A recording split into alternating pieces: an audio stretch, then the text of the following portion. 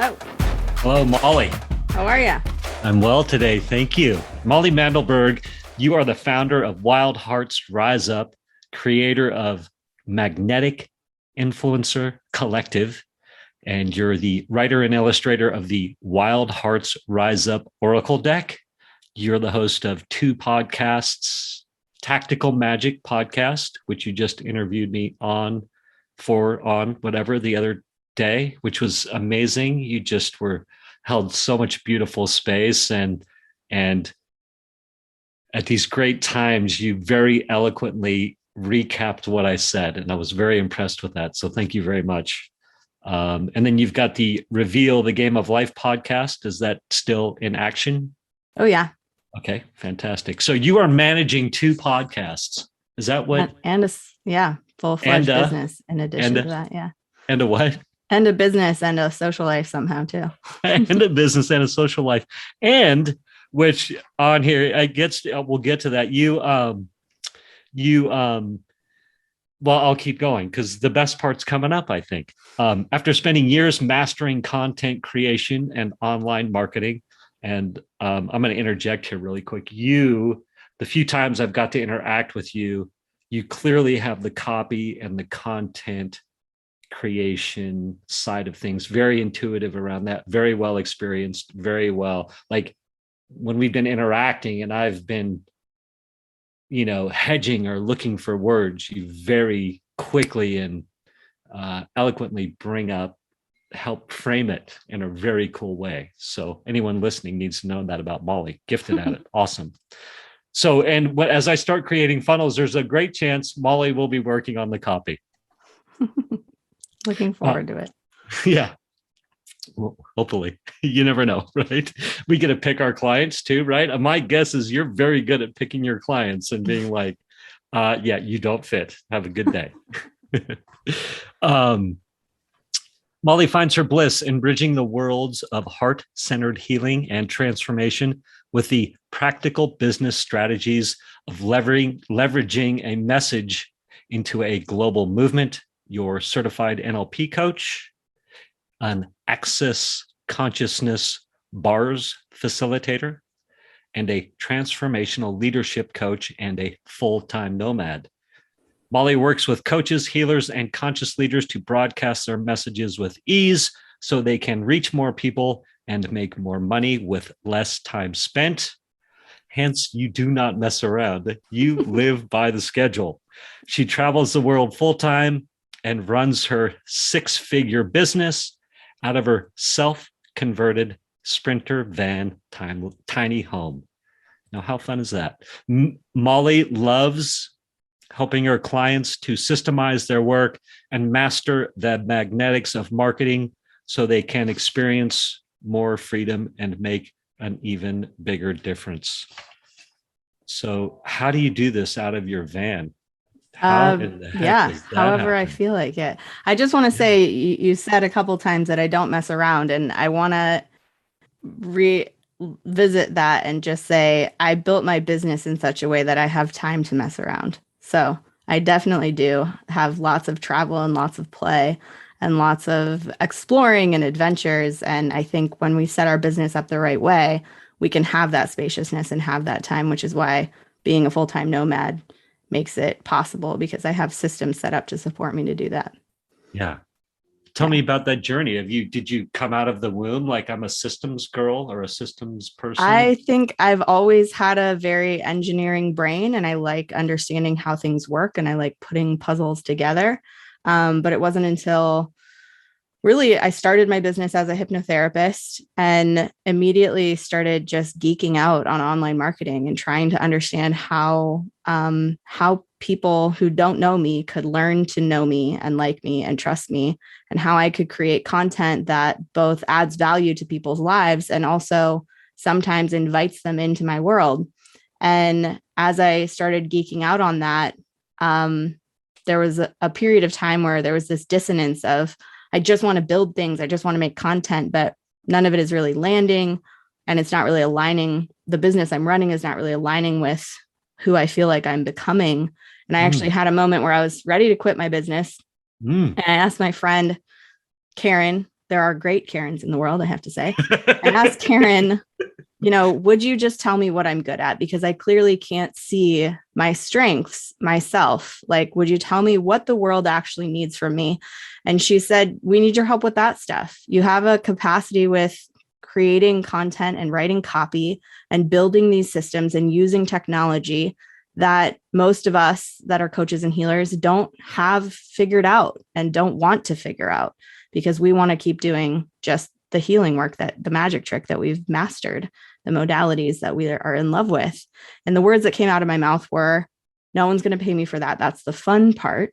And if you ever hear yourself saying or thinking that, that's probably the thing you're meant to be doing. And we were at a workshop when we had this conversation. I had a chance the next day to give a talk. I had won a challenge purely through tenacity, not through making money as a speaker, but I had won a speaker challenge and I got to speak to part of the room. And I changed my talk overnight and made an offer for that, basically helping people develop their content and figure out how to leverage their message to be online, and hopefully through courses and programs beyond just one-on-one services. And I made that offer and I got 3 clients, which had been the first 3 clients in many months. So it was a turning point. It felt like a sign from the universe that I'm supposed to go this way now. And those 3 clients, single sessions led to packages, led to referrals. And that was 4 or 5 years ago, maybe 6 years ago, that I made that shift, and it's just expanded and grown. So what happened over time is I was going hard into the technology and system development realm.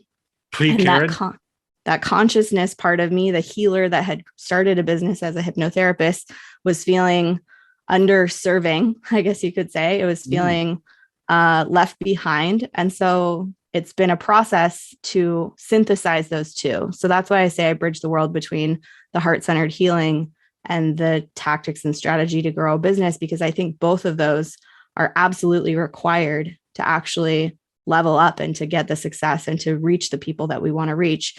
Doing the technology and setting up the program and writing the copy is only part of it. Getting ourselves aligned in such a way that our people can even find us, that we take our invisibility cloaks off, that we broadcast our light into the world, that we're willing to receive the income and the clients that want to come to us in a big way. That is a key component in the growing of a business like this. So I now teach both. I brought in the healing back into my business to help people uncover those limiting beliefs and break through those upper limits so that they could do both.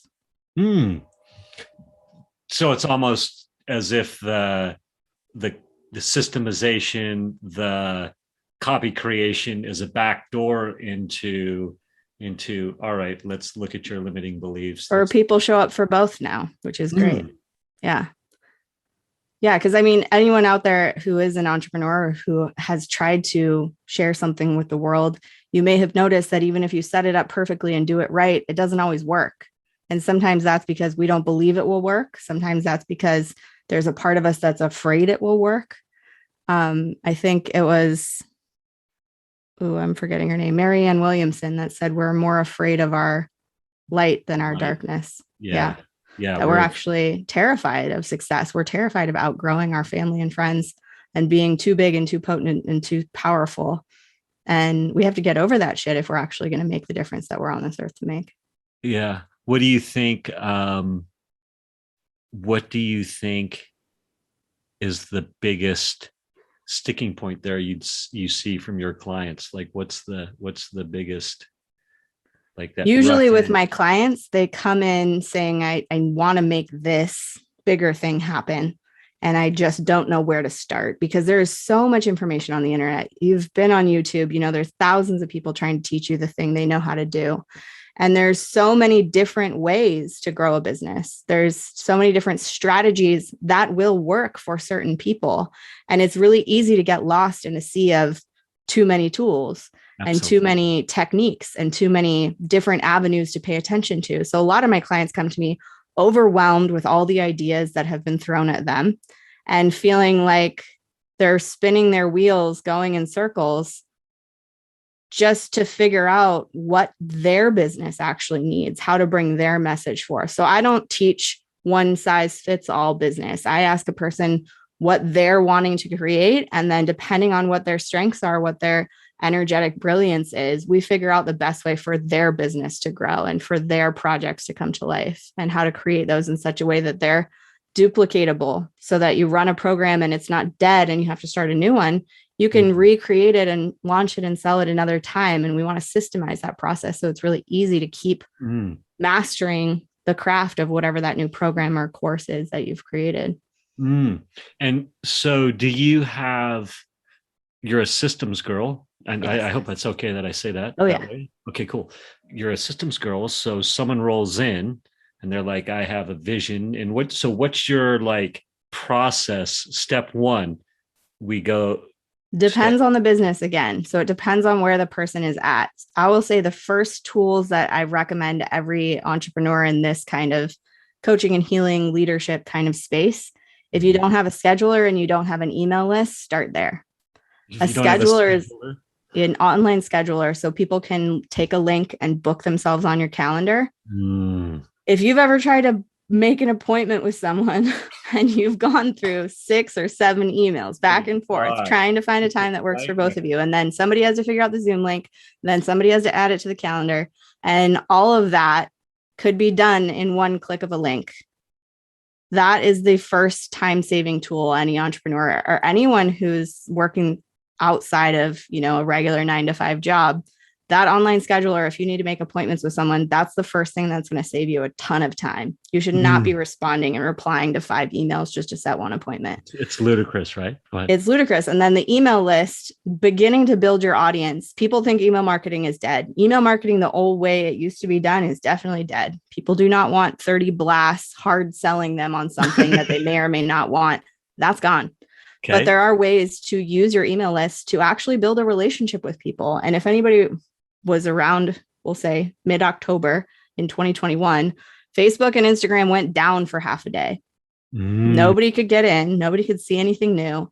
If you were building a marketing presence on those platforms, that was probably a scary day for you, because nobody could see what you were doing and you couldn't reach out to anyone. And you might notice that could happen anytime. Those platforms are not set in stone. They could die. Your account could be closed for no reason. It's really hard to get a hold of anyone. So building an audience on your own system, your own email list, where you're actually finding people who want to be in your inner circle and having a chance to connect directly with them. Yes, not everyone will open every email. Yes, not everyone will want to buy your stuff. But you have an opportunity there to actually cultivate a connection with your people in a way that you don't on social media. So building an email list and figuring out how to connect with them is the next one. And one of the things I usually put on my clients, priority list is to find ways to connect with those people when you're not selling. So a lot of people are like, okay, I have a list, but I'm not growing my list. And I'm not really connecting with them unless I'm having something to invite them to. Well, there's this energetic, I call it an energetic bank account that we have with each individual that's on our list. And if we're just asking and inviting and making calls to action and asking people to register and click, after a while, it feels pretty slimy. It's like, stop asking me for stuff. I don't want it. I don't know you. I don't care. And it feels like you're taking. So the antidote to that is to make deposits in that energetic bank account by delivering actual value. And that could be your podcast. That could be videos you've put on YouTube. That could be just a note of like, here's what I'm thinking about. Here's a story about something that happened to me and what I learned from it. I just want to share that with you. Hope you have a great day. Adding little value contribution nuggets like that makes the energetic bank account feel better when you're ready to go and make a withdrawal, so to speak, ask people to click or to register or to show up to something. Can I ask you a question? Yeah. Nuance within that. Because you were talking to me, we had a conversation and you said, I was like, yeah, I'm trying to figure out how to increase my email rate to my list. And you're like, well, you do a podcast episode every day, you could affect, and I can't remember how you said it. You said you could do like you could say, here's this email, here's this podcast episode that I did. Here's the main gist of it. Here's the highlight. listen for the rest. Is Yeah. that kind of what you said? Totally. Yeah. And go. That is both. I mean, because you're asking them to come over and click it, in some ways it could be seen as an ask. But Yes. because it's free and you're not asking them to register or give you any information, it is kind of just a value add. The reason I said put the little nugget, the juicy synopsis or whatever in there in the email, some of your audience wants to read stuff. Some of your audience wants to listen to stuff. Mhm. Some of your audience wants to watch stuff. So giving them the option of receiving your juicy nugget of value in a Yes. way that works for them is how you kind of serve the whole people. Yeah, I love it. That's great. Do Yeah. you what so a couple of things come to mind. And one is, it's easy to start building an email list, saying it, and the reality of one day at a time starting to build that email list are two different things. But I'm also intrigued, how did you, well, so you're obviously building your list pre-Karen, right? Pre-good Karen. Yeah. You're building your list, but it's more focused on hypnotherapy, NLP, things like that, more of the healing modality. Mm-hmm. You have the epiphany with Karen, your friend. What was your friend's name? Who was like, hey, speak at my thing. Do you remember his name or her name? The place where where I had the speaking opportunity, that was called Thrive Academy, which is an amazing business growth thing for people who are early on in their business and want to find their niche and learn how to find clients. Cool. And so was it they're online? Yes. So was it an opportunity to present online? No, it was years ago. So it was in person at a conference. Hence you were looking for the table rush and it worked. It did. Yeah. We'll tie that in. So you are going to, said you had, you're asking, how do I interact with my list when I'm changing my niche? Yeah. Well, hold. So before, I'm interested, what was your presentation? You said I changed it overnight, right? Yeah. So was that easy or sticky, or did it come quick, or was it? I was at a speaking conference where they were teaching me how to be a good speaker and make an offer. So I was using their template and their framework to rewrite my speech. So my speech beforehand was more, I forget, I was changing my niche a lot that first couple years or that first few months in Thrive Academy, but it was something like finding your purpose, which I had noticed over a few months. Nobody actually wants to put down money to find their purpose. At least they didn't want to with me. It was a little bit too vague and not really like hitting on a true pain point, which is, what do you actually want to be? Or how do you actually want to, usually the niches that work very directly speak to being, finding more wealth, being healthier or feeling more beautiful, or healing or transforming your relationships. So being in a purpose niche, I wasn't quite nailing one of those directions. And that's why nobody was really showing up. But when you're talking about growing a business, that's directly related to increasing my financial abundance. And so people are more likely to invest in working in something like that.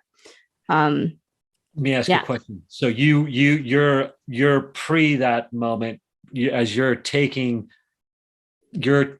classes to learn how to present, which I love. I think that's such a cool thing. I did not know that about you. So you're taking that to be more effective. At the beginning of my business, I was learning whatever the hell I could to help me. Yeah.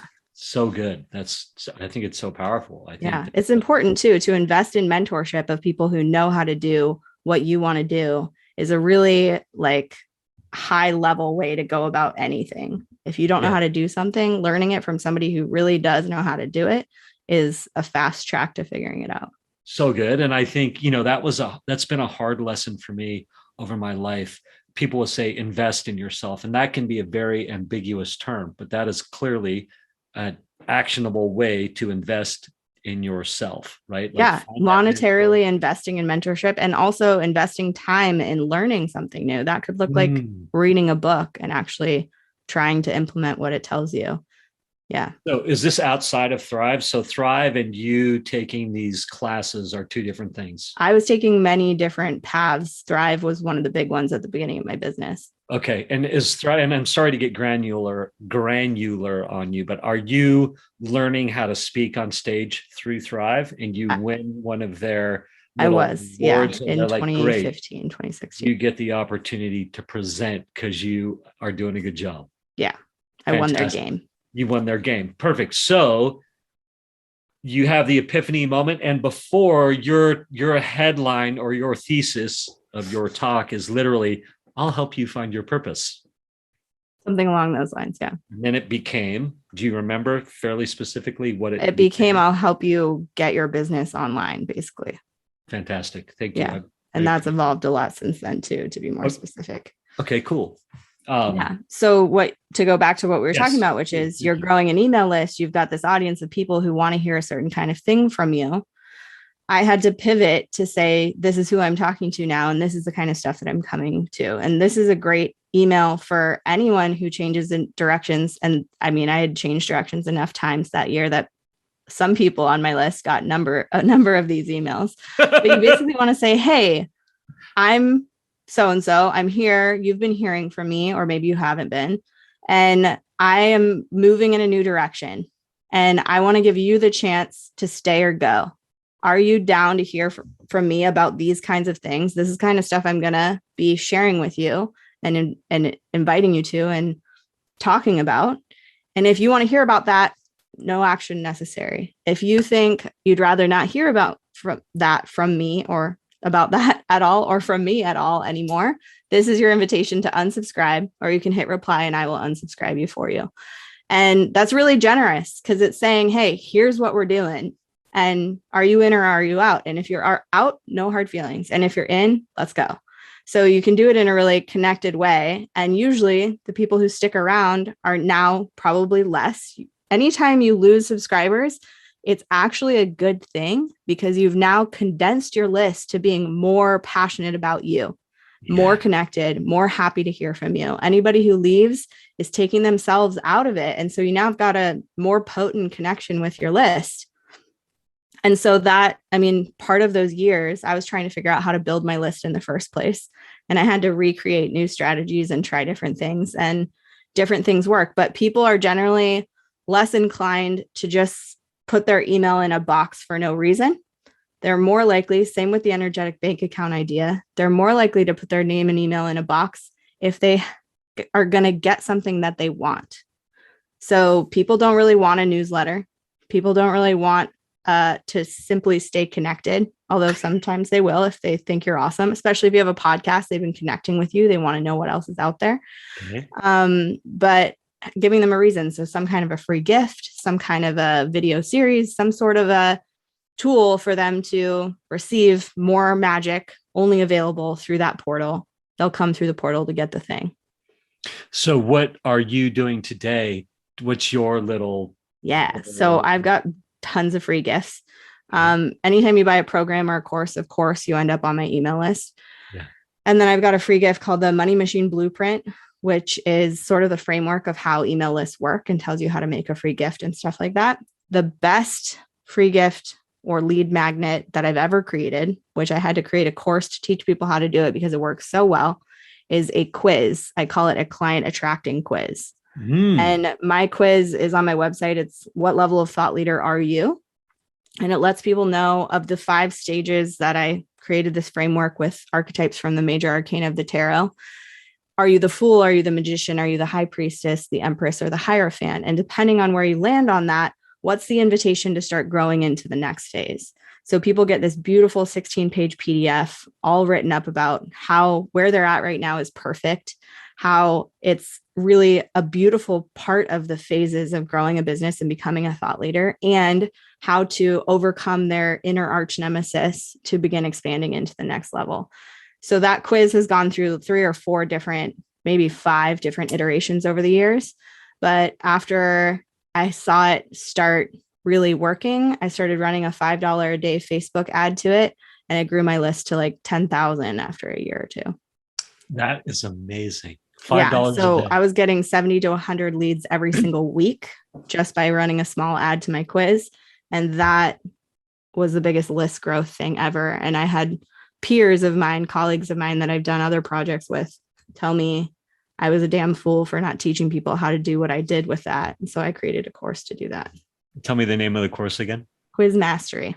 And it's on they can go to, I've got it over here. Is it on where'd it go? What's your website again? wildheartsriseup.com. Yes, wildheartsriseup.com. I'm looking over here. Anybody wondering what I'm looking at? Yeah. It's and say it again, because I'm thinking we definitely want people to hear that again so they can Wild jump. Hearts with an S, riseup.com.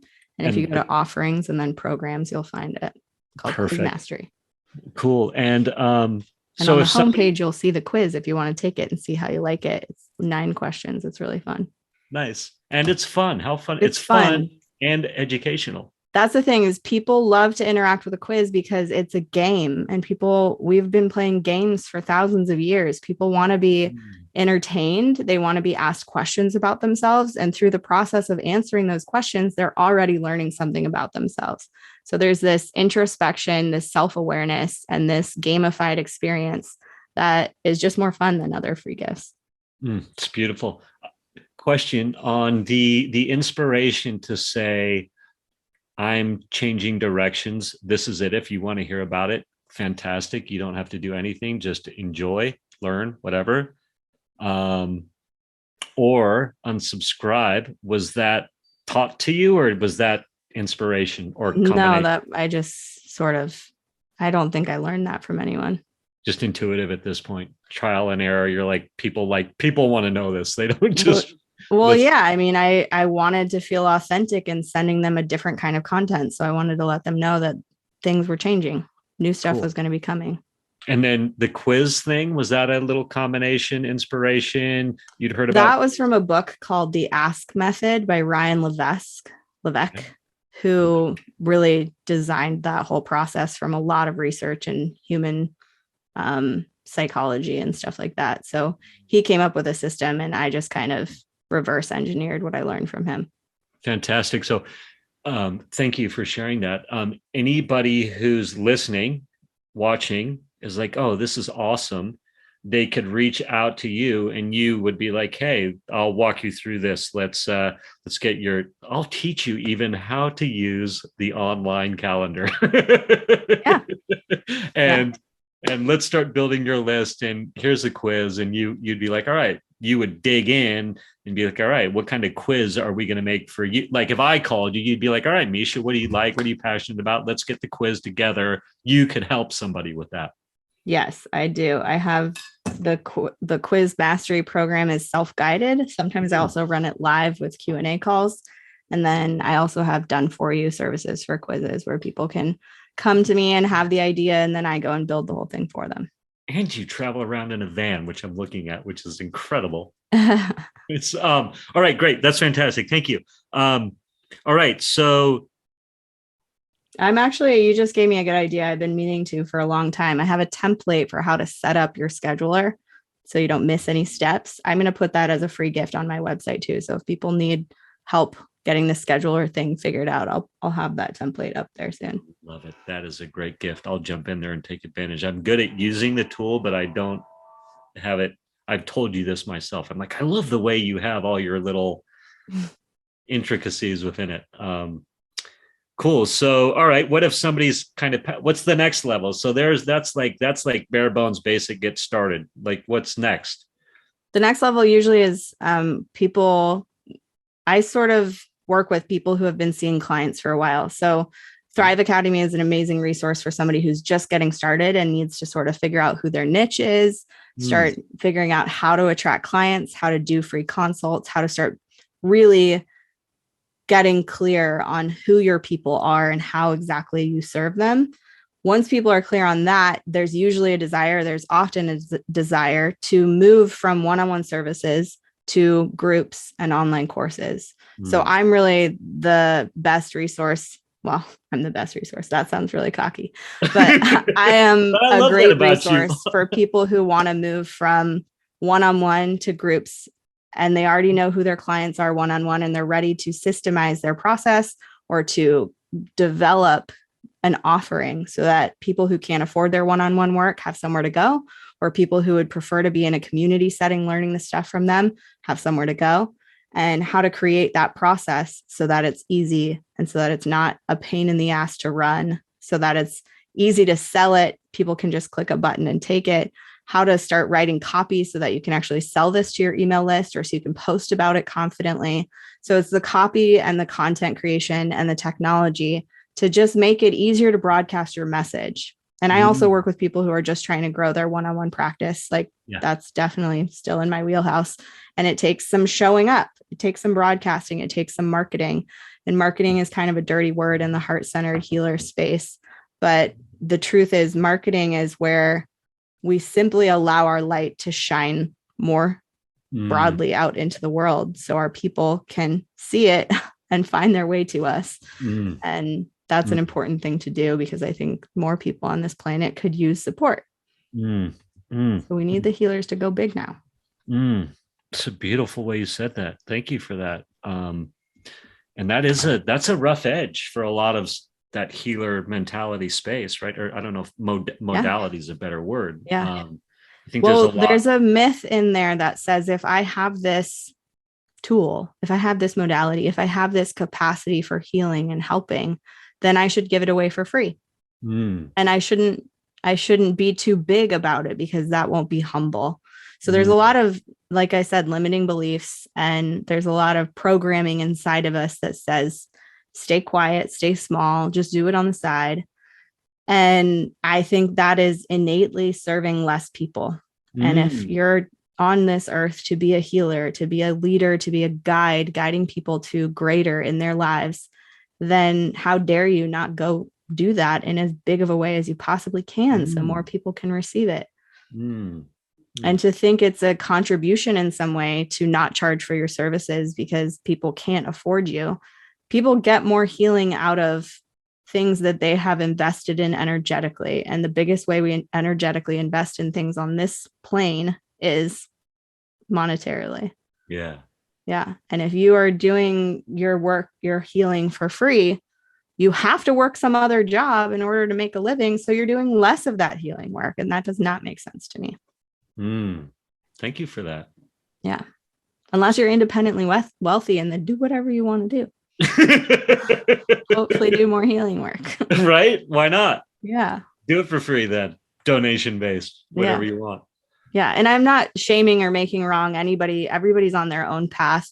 I just had a client this week who had a huge breakthrough in finally pricing her like private retreats that she hosts on her property that she's been doing for many, many years and severely undercharging. And she finally had the realization that she was doing one this past weekend and it wasn't enough compensation for the energetic thing she was delivering for this couple on her property. And she finally upped her rates. And I was like very pleased that she came to that realization because you think, I see you. I see the value you're delivering and it is worth more than you're saying it's worth. And would you be willing to be supported by your work in a bigger way and allow the people coming to you to be supported by your work in a bigger way because they've energetically shown up for it by paying what it's worth? Yeah.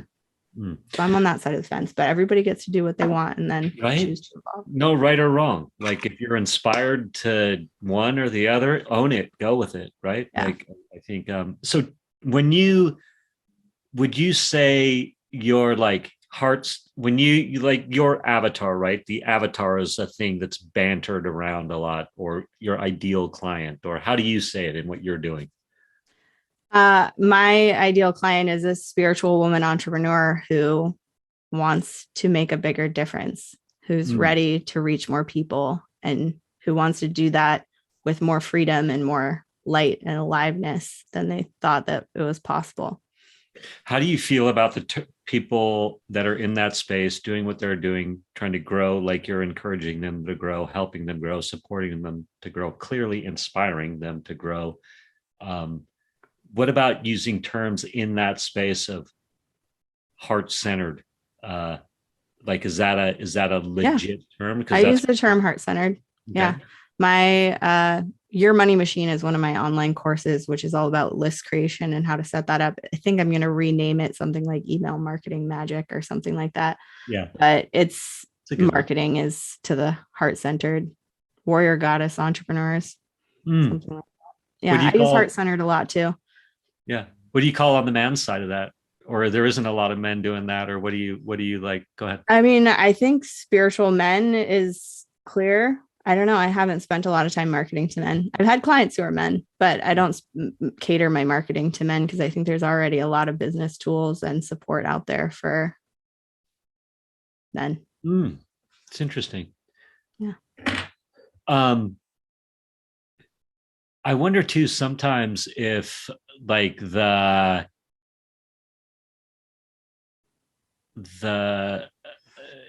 like the woman's space is more or that feminine energy, I guess, is another term that we would use, right? It's like it seems to be more robust. Obviously, feminine energy is going to be females who are embracing it more. Is that, would you say, looking at market size, those are a lot I more don't women? know about market size or not. I think more so than looking at the market, it's important to look at who you are and what you're here to do. And I tend to resonate more with helping women leaders rise up.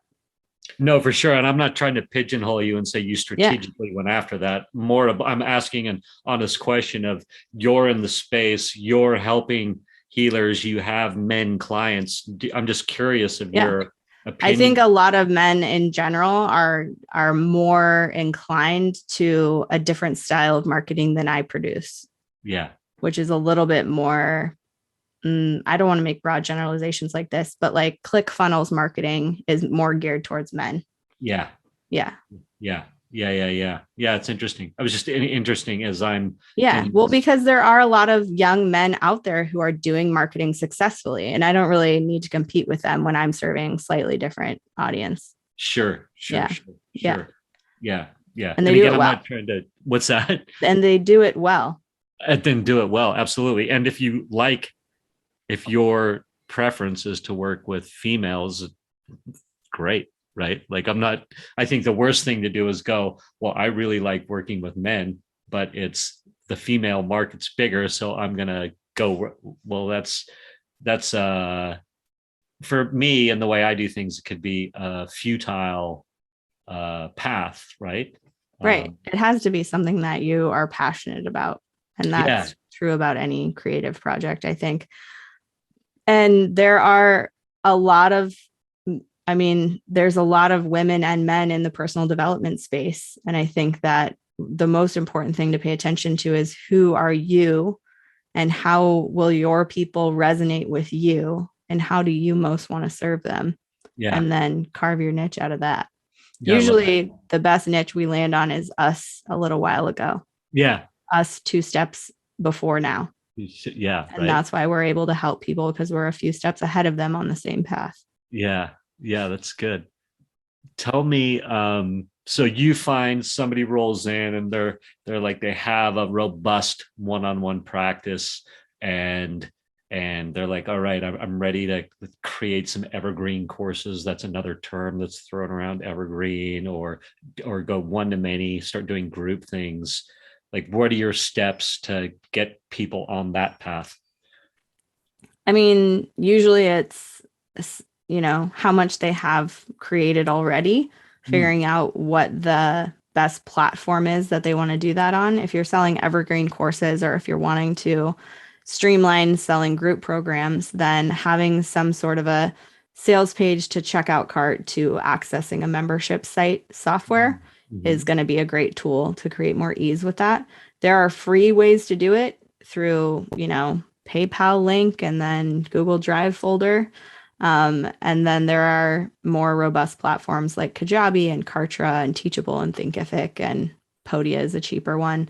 On my website, there's a resources tab which has all the softwares that I recommend for these different levels of things. I Yeah. like Kajabi, and I also think Kartra is very comparable in the offerings that it has right now. Mm. Yeah, but those are the higher level. And for people who are maybe just starting out or who don't want to invest a lot in their first course or program because they don't know if it's going to work yet or because they're not sure that's the direction they really fully want to be moving in, there are cheaper options too. Mm. Cool. Yeah. Um, And from then once we have the platform, we start digging into the copywriting and what goes on the sales page.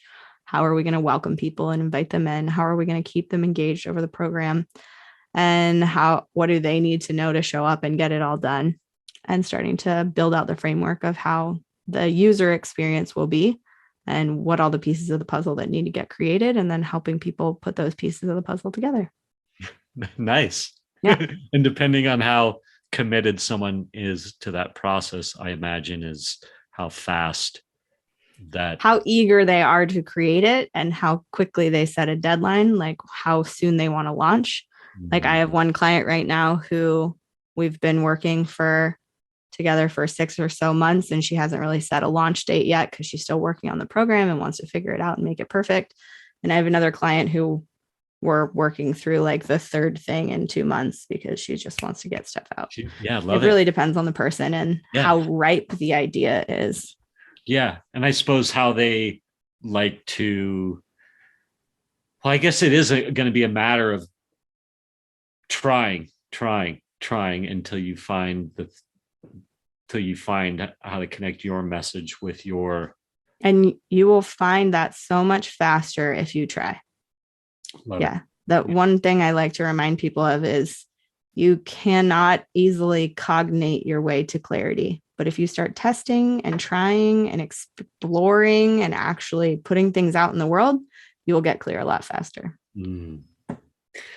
This is a random question, but how do you have success selling your tarot cards?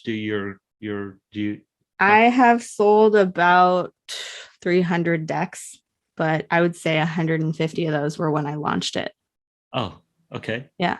When did you launch? I did an Indiegogo campaign to fund the initial printing of 500 decks. Yeah. And that was successful. And then I haven't pushed it a whole lot since then, but the people who love the deck post about it on Instagram and share about it a lot. And I have a friend who's running a whole group program where he's using my deck as the topic for each of his classes. He pulls a card and then teaches about that energetic thing. And then, one of my friends just texted me today that she gave another one of my deck away. So she buys them in 5 packs now. Yeah.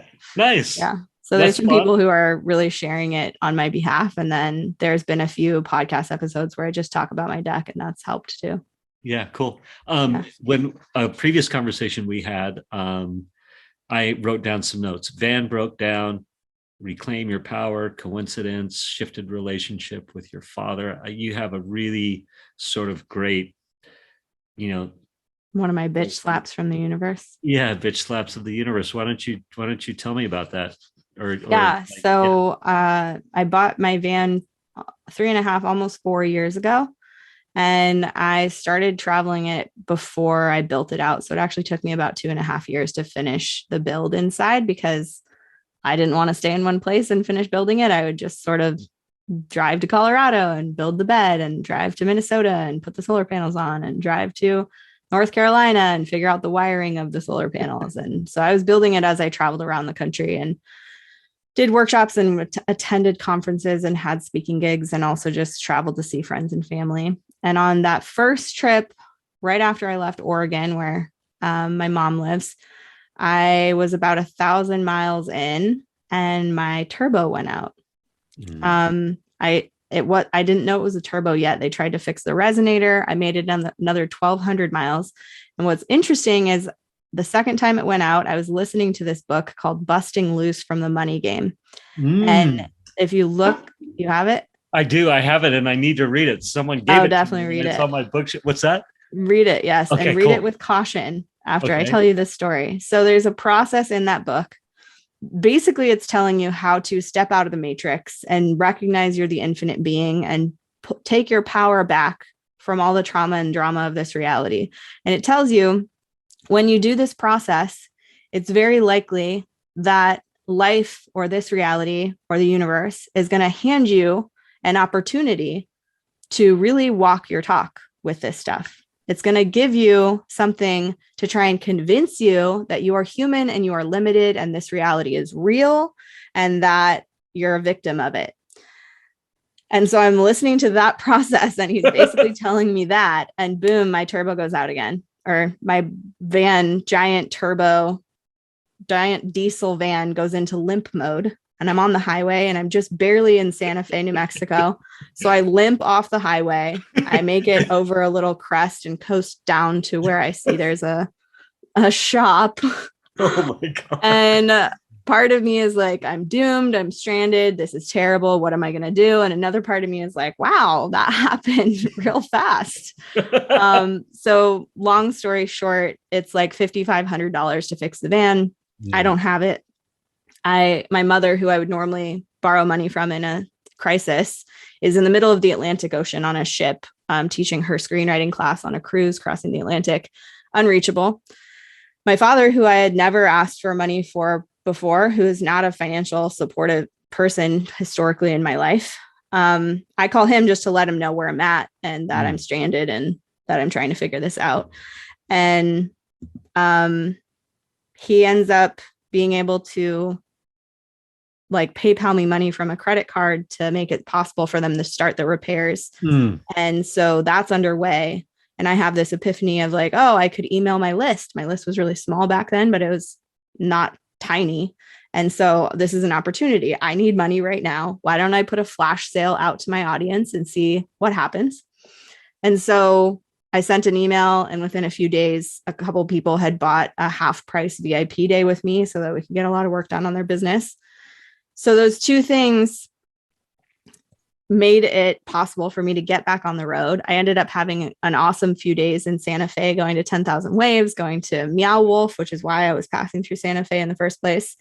Yeah. And my relationship with my dad completely changed. I now saw him as somebody who could support me in some way. And that was a shift. Our relationship has been totally different since then. We're much closer and much, I don't know, I feel like more seen and held by him in a way that I didn't before that.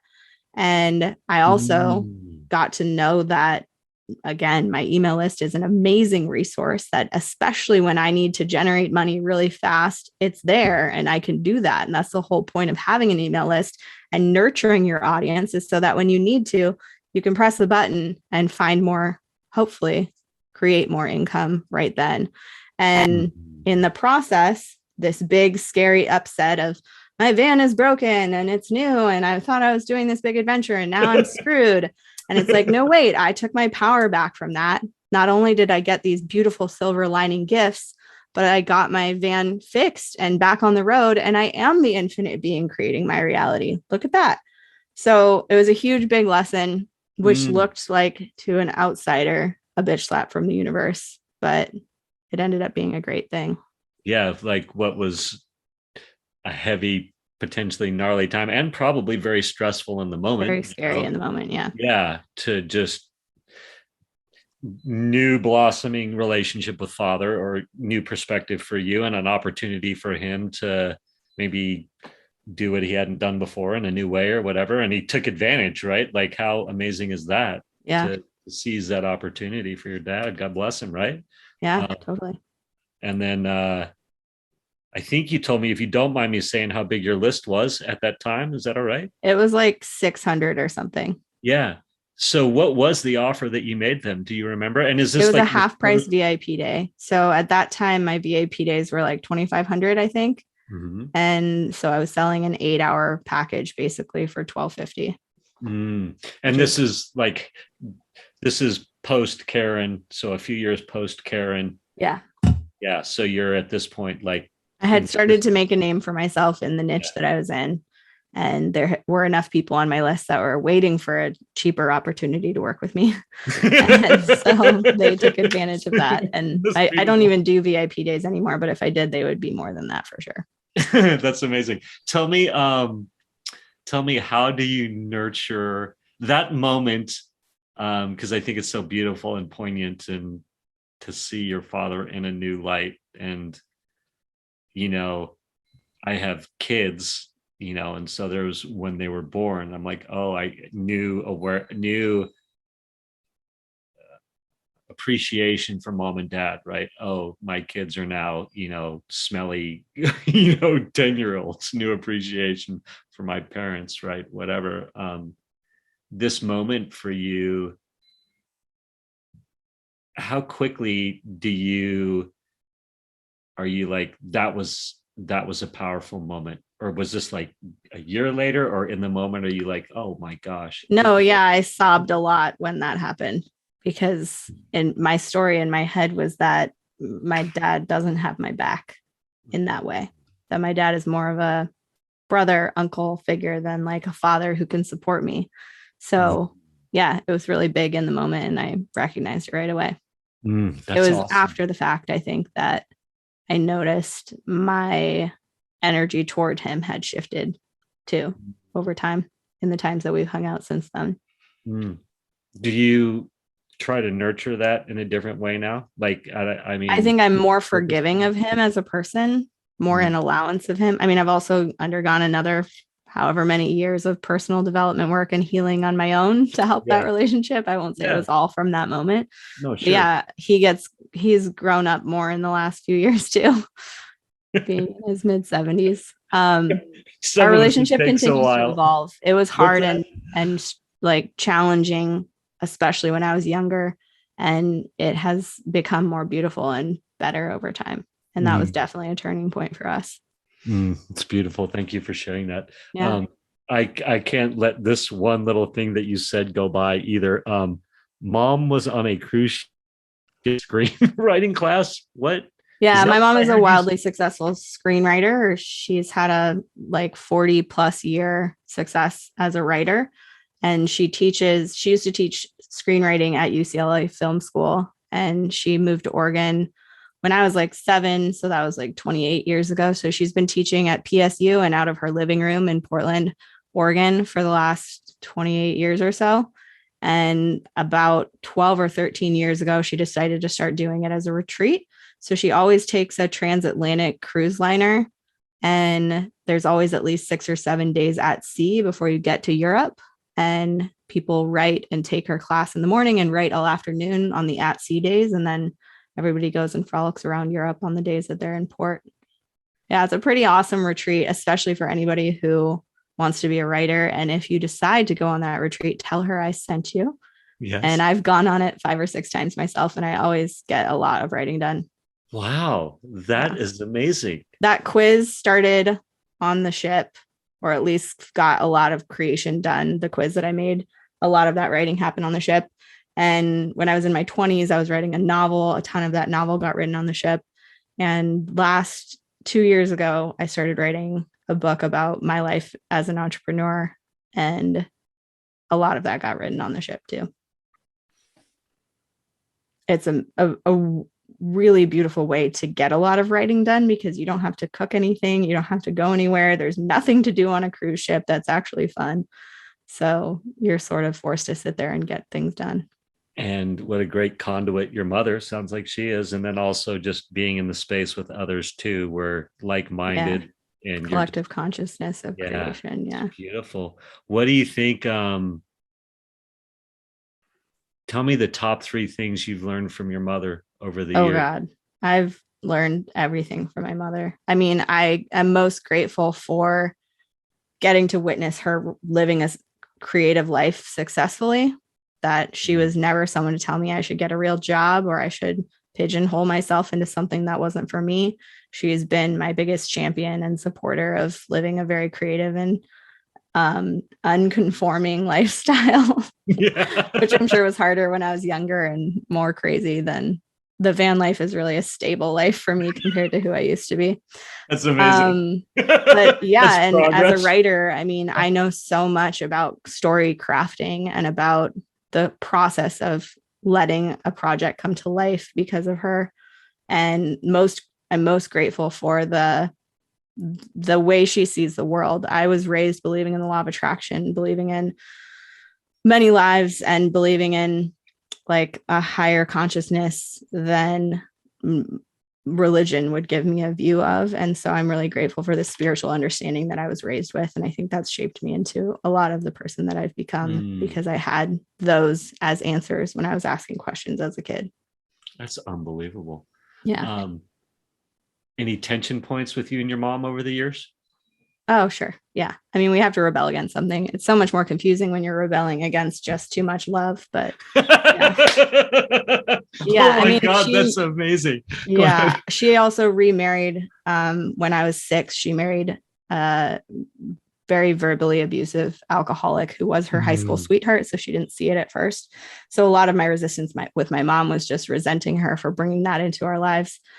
But as I got wiser, I recognized that there was a part of me that chose that as my path so that I could rise from that. And that we were all, in my opinion, we all chose that dynamic coming in so that we could learn what we needed to learn from it, which is pretty far out for some people who have been through trauma to try and recognize, like, oh, I chose this. yeah. But there's been a lot of freedom in taking responsibility for that part of my life, having gone like that, and then getting to choose to evolve from it. And so I stopped blaming her for that being a hard Mm, childhood. mm, Yeah. mm. Do you remember when that shift started taking place? Yeah. I was like 28, Mm. 29. And so, Yeah. When my business started is when I started seriously doing a lot of personal development work and healing and taking my power back and giving up blaming other people for my life. And mm, that was part of that process. mm, mm. What was your entree into that? Was it like Tony Robbins, or was it like, I mean, I forget, but I've been to so many conferences and workshops and read mm, hundreds of personal development books on healing and transformation. So mm, it was a process of all of that. mm. Just quick question, just for fun. Like, somebody who's in that space, right? And we all come to that point, I believe. Well, I don't know, maybe not everybody, but I have definitely come to those points of got to find forgiveness, got to take accountability, got to, right. And that's sort of some of those Yeah. bitch slap moments. And I think there's a difference between reading and then applying, right? So I can keep reading about the things that you're talking about, reading these books, going to these conferences, but like what you know what I mean? Like some Yeah. people get Some of the stuck tools in. that have worked best for me, the work by Byron Katie, which is books that I've read. Loving What Is a great book by Byron Katie, which covers the work. I had a lot of personal development and growth stuff happen at Thrive Academy, which is a business training program, but there's a lot of transformational development that Mm, comes in there.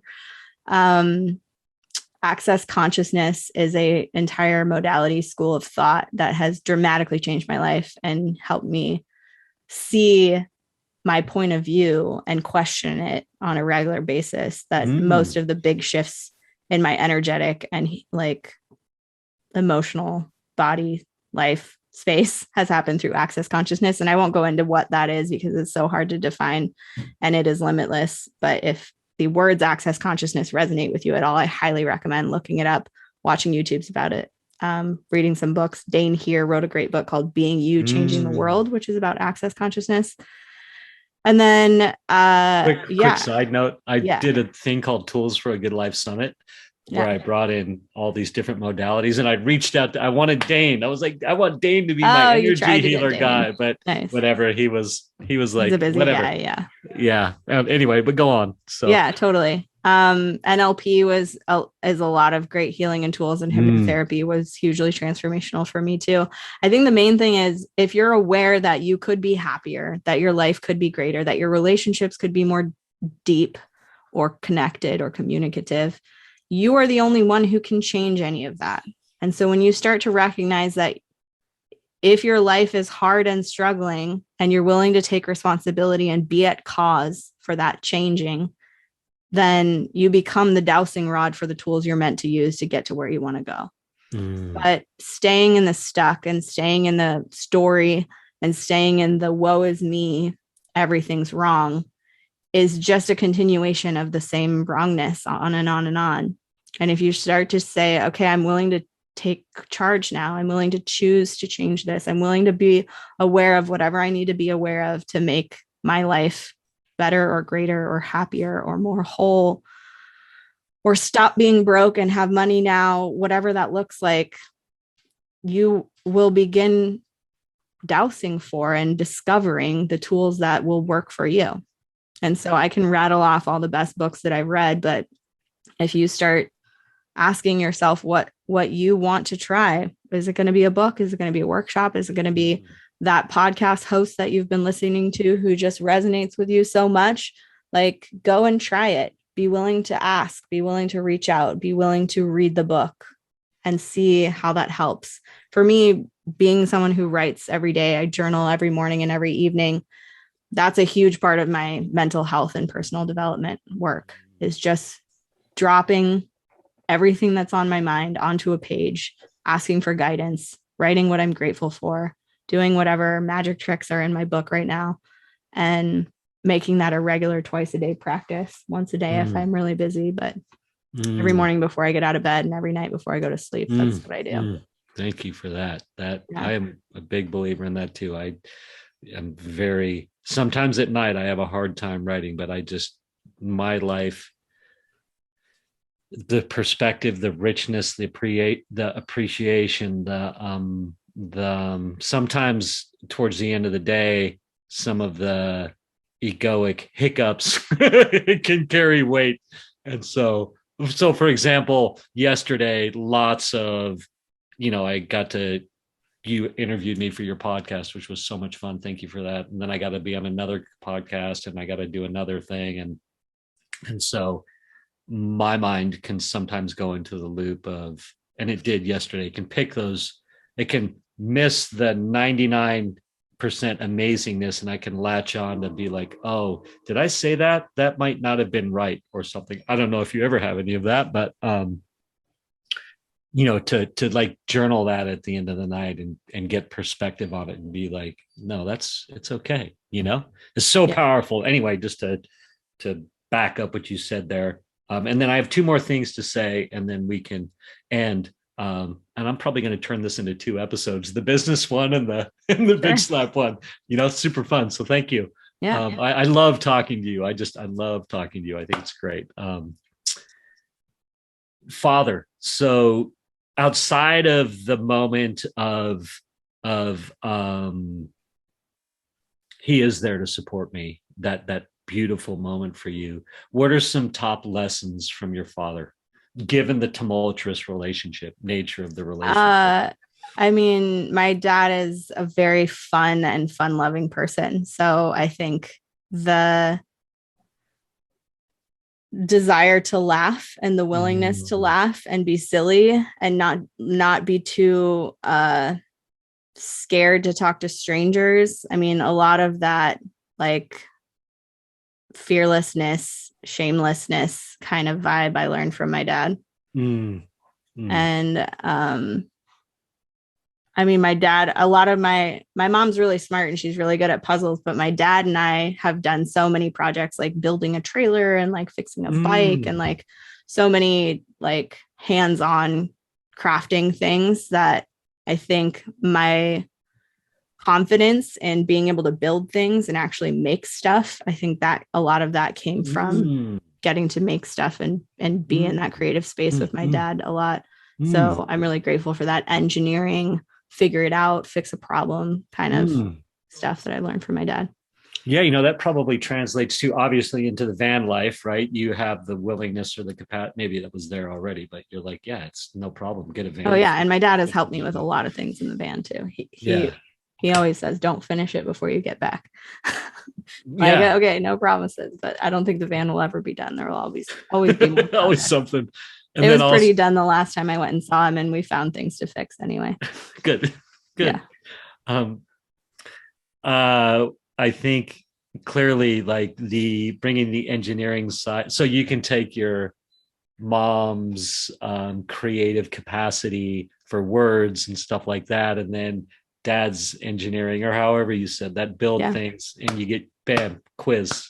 Well, super and lots cool. of things I've created. And I both of my parents have sort of I would say an alternative version of reality. Like, my dad is very into non-duality, and we have lots of deep cosmic conversations about that. And my mom's more on the spirituality.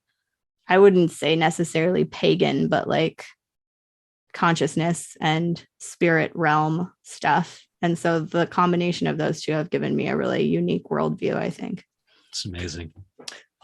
Again, I love talking to you, and I always learn so much when I talk to you. So I have no doubt that the audience listening and perhaps watching, if I've managed to get the systems in line to get it up on a YouTube channel, are learning something too. I am struck the few times that I talked to you yesterday when we had our interview at the end, and I think we were done talking, but you basically said, I'm amazing. You said, me, Molly, am amazing. And I thought it was so beautiful because the way you said it was so there was no arrogance in it. There was no, it's stripped of ego. That's the way it felt to me. So talk to me about that. Like that I'm allowed to be amazing. I don't see myself as more amazing than anyone else. I think everyone is amazing, but I'm willing to own that I am too. I don't remember saying that, but that's how I feel. Yeah. No, maybe I don't know. I was pretty sure you said it. I was like, because I think when it's said from a place of I'm more amazing than other people, or that I think I'm better than anyone else, that's when arrogance comes through. Yeah. Yeah. Well, and I love how you frame that, because in the moment that you said that, I was like, oh my God, I am amazing too. You are amazing. Yeah. Thank you. Right. Yeah. And I love that. No more, not from an arrogant place, but let the amazingness shine. So yes. And everyone out there listening, you're amazing too. Yes. Like dive in, be amazing. Right. Molly, thank you so much. It's been beautiful. So much fun. I cannot wait to see if and when we get to chat again, whatever that looks like. And I'm going to hit stop and we will say goodbye offline. Okay. Bye, everyone.